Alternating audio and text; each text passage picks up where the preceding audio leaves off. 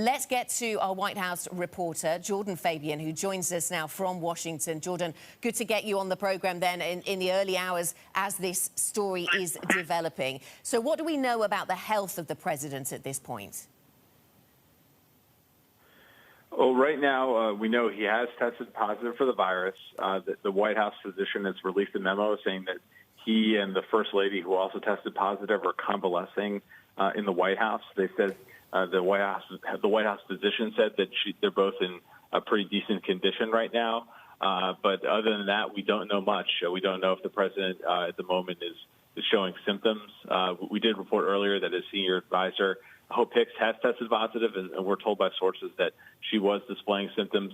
Hicks, of course, traveling with the president each of the last 2 days. So there's possibly quite a decent-sized outbreak here at the White House. What do you think this does to business at the White House? I mean, is the president, asymptomatic and therefore able to work through this? Do they shut down the West Wing temporarily? Does everybody else continue to work while the president convalesces? Yeah, the president's going to continue working, but he has scrapped his travel plans for tomorrow at the very least. So we'll have to see how that all goes. But he's going to try to work behind the scenes. This could have a big impact, obviously, on talks over a new round of stimulus, on his travel schedule for the campaign, the consideration of the Supreme Court nominee, Amy Coney Barrett, or even if he's ill enough and not able to hit the road, perhaps delay the next presidential debate. We just have seen a tweet from Mike Pence.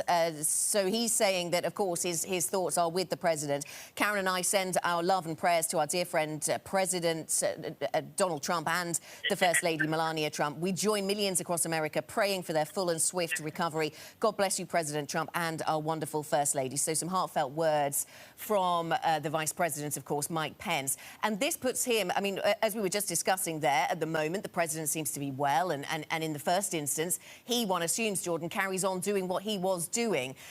But this man, Mike Pence, then, would be very much to the fore if the president had to take some time out to deal with this virus. Yeah, that's right. Right now, the president at the White House says is well enough to continue doing his duties. But if he were to fall ill enough, that would, of course, maybe trigger that happening, the vice president taking over. We're not at that stage yet. We don't know if we're going to get to that stage, but that is a possibility.